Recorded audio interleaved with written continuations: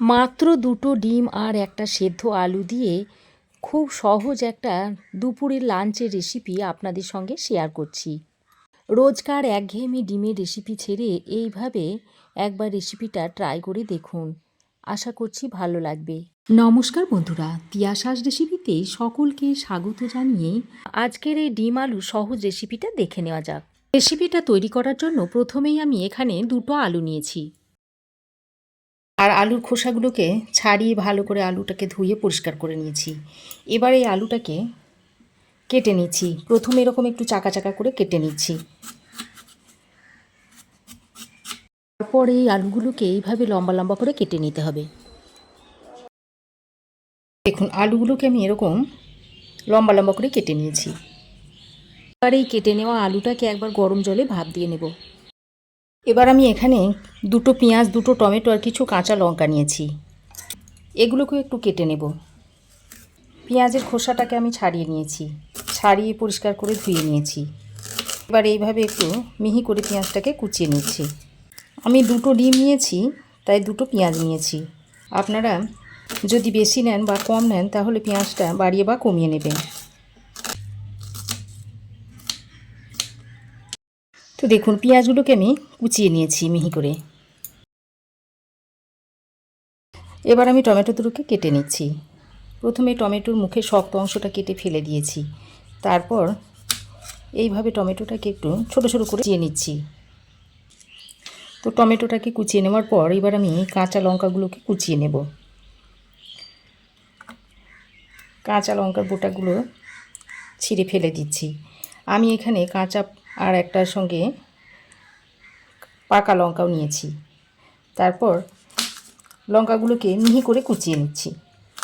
দেখুন টমেটো লঙ্কা সব কুচানো হয়ে গেছে। এবার আমি দুটো ডিম নিয়েছি। একটা বড় বোলের মধ্যে দুটোকে ভেঙে দিয়ে দিচ্ছি। আমি দুটো ডিম নিয়েছি, আপনারা চাইলে বেশিও নিতে পারেন, আবার একটা ডিম দিয়েও করে নিতে পারেন। ডিমটা ভেঙে নেওয়ার পর এর মধ্যে দিয়ে দিচ্ছি কুচনো কাঁচা লঙ্কাটা। আর যে পেঁয়াজটা কুচিয়ে নিয়েছিলাম তার মধ্যে থেকে অর্ধেক পেঁয়াজের মধ্যে দিয়ে দিচ্ছি। এবার আমি একটা মাঝারি সাইজের আলুকে আমি সেদ্ধ করে নিয়েছি। এবার এই সেদ্ধ করা আলুটাকে এইভাবে একটা গ্রেটারের সাহায্যে গ্রেট করে ডিমের মধ্যে দিয়ে দিচ্ছি।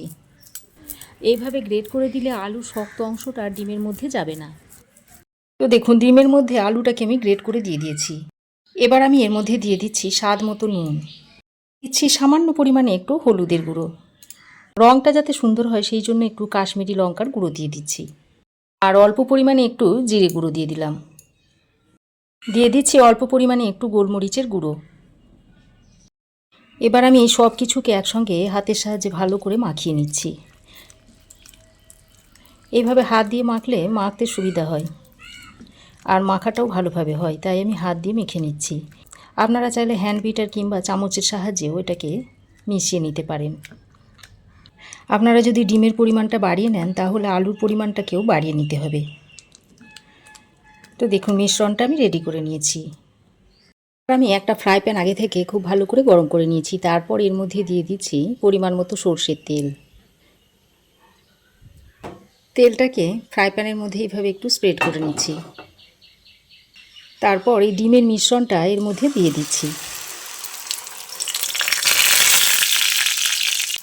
এবার আমি এরকম একটা গোল হাতার সাহায্যে এইভাবে একটু গোল শেপ দিয়ে দিচ্ছি।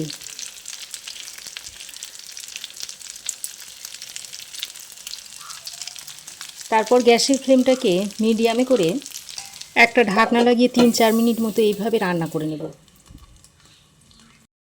দেখুন ঢাকা দিয়ে আমি 3-4 মিনিট রেখে দিয়েছিলাম। আর দেখুন উপরটা খুব সুন্দরভাবে হয়ে গেছে। এবার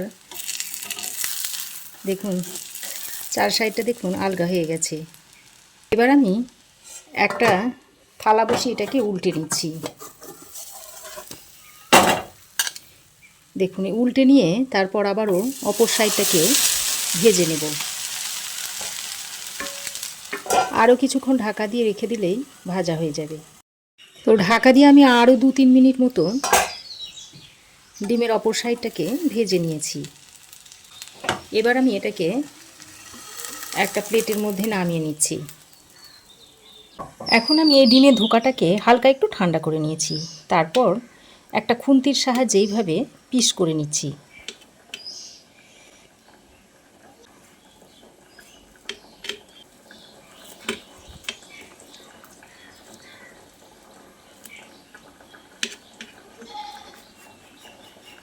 তারপর আবার ওইভাবে ডিমটাকে পিস করে নিতে হবে।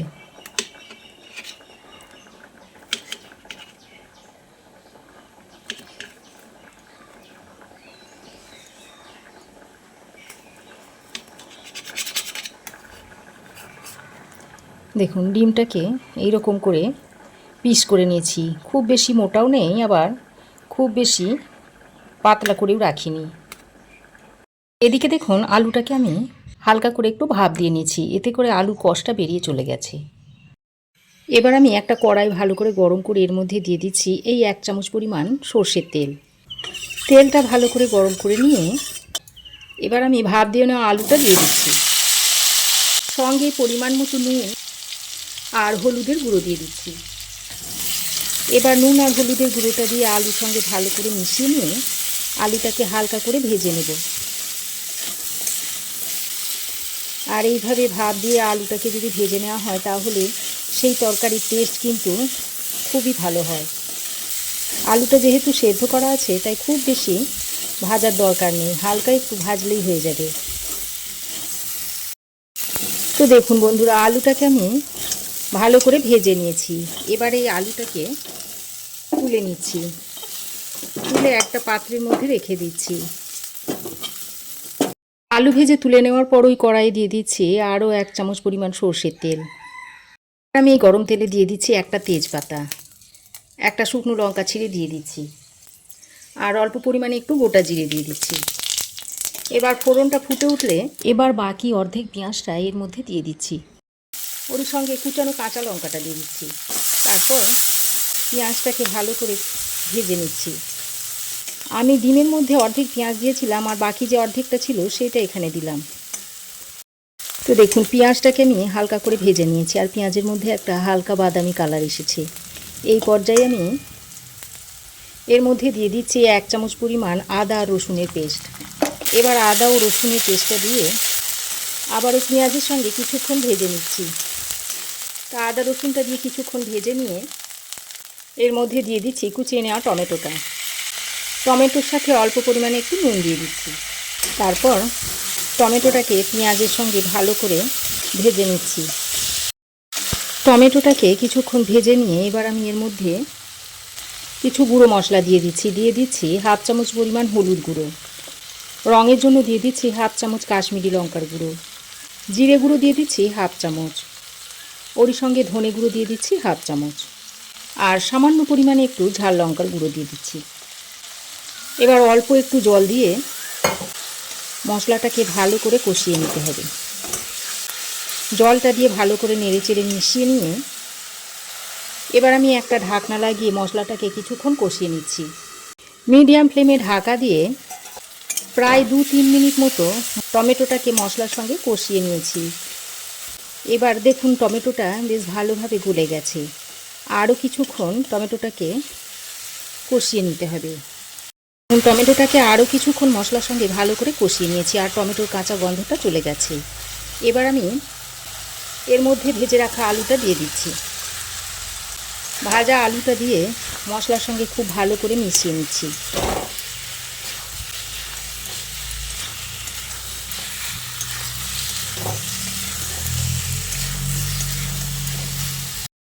তো দেখুন আলুটা দিয়ে মশলার সঙ্গে ভালো করে কষিয়ে নিয়েছি।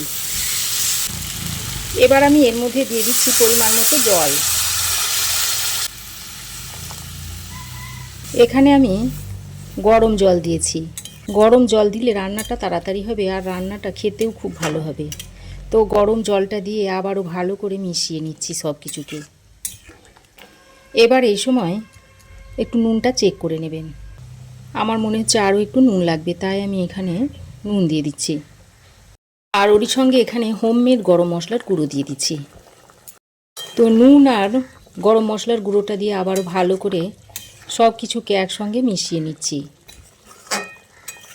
আর ঝোলটা দেখুন খুব ভালোভাবে ফুটতে শুরু করেছে। এবার আমি যে ডিমের ধোকাগুলো তৈরি করে রেখেছিলাম সেইগুলো একে একে দিয়ে দিচ্ছি।